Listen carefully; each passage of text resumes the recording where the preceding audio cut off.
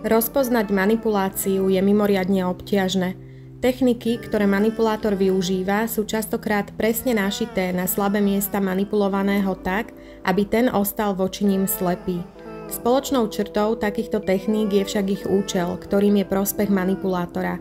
Ak sa teda úprimne pozrieme na účel rôznych interakcií, situácií či schém zosnovaných manipulátorom, objavíme v nich skrytú agendu, v ktorej manipulátor využil manipulovaného ako nástroj pre dosiahnutie svojho cieľa.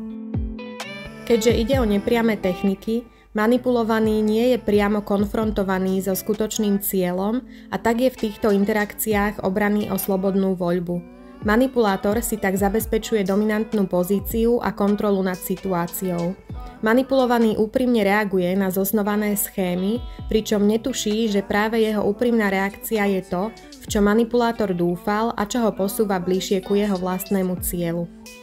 Často sa manipulácia prirovnáva ku vareniu žaby, ktorá ak je hodená do vriacej vody, vyskočí, ale ak je hodená do studenej vody, ktorej teplota sa postupne zvyšuje, tak si uvedomí, že je varená, až keď je už príliš neskoro. Dôvody, pre ktoré sa ľudia uchyľujú k manipulácii, sa rôznia. Môže ísť o naučené stratégie z detstva, ale v prípade, že sa manipulácia opakuje v rôznych sférach života manipulátora a má vplyv na jeho kvalitu života či na kvalitu života jeho okolia, môže ísť aj o symptóm niektorej z porúch osobnosti. Patologická manipulácia má tendenciu sa opakovať a v konkrétnych situáciách sa stupňuje.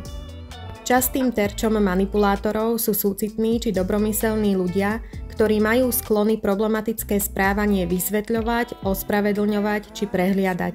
Rozoznanie manipulácie sťažuje aj fakt, že manipulátori majú často príjemné vystupovanie a presne vedia, ako zapôsobiť na nič netušiacich pozorovateľov. Navaro upozorňuje, že je dôležité naučiť sa rozlišovať medzi príjemným vystupovaním a dobrou povahou. Manipulácia môže nadobúdať mnoho podôb, z ktorých pre ilustráciu vyberáme 5 následovných. Prvou je gaslighting. Cieľom tejto taktiky je to, aby manipulovaný začal o sebe, svojej pamäti či schopnostiach pochybovať. Manipulátor sa v tejto fáze snaží zachovať verziu reality, v ktorú on sám verí. Narušenie jeho verzie reality by spôsobilo manipulátorovi oslabenie vlastnej sebahodnoty. Akákoľvek snaha vysvetliť manipulátorovi iný pohľad je v tejto fáze prakticky nemožná a skôr sa odporúča komunikáciu ukončiť. Druhou taktikou je triangulácia, v rámci ktorej manipulátor vytvára dynamiku intríg, žiarlivosti či disharmónie vo vzťahu iných ľudí.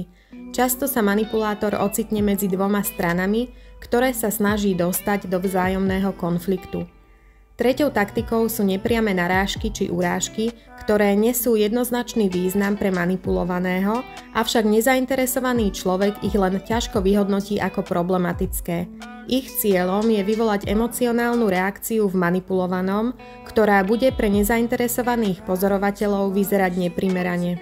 Štvrtou taktikou je falošné ospravedlňovanie, ktoré Mirza považuje za typickú taktiku osôb so skrytým narcizmom.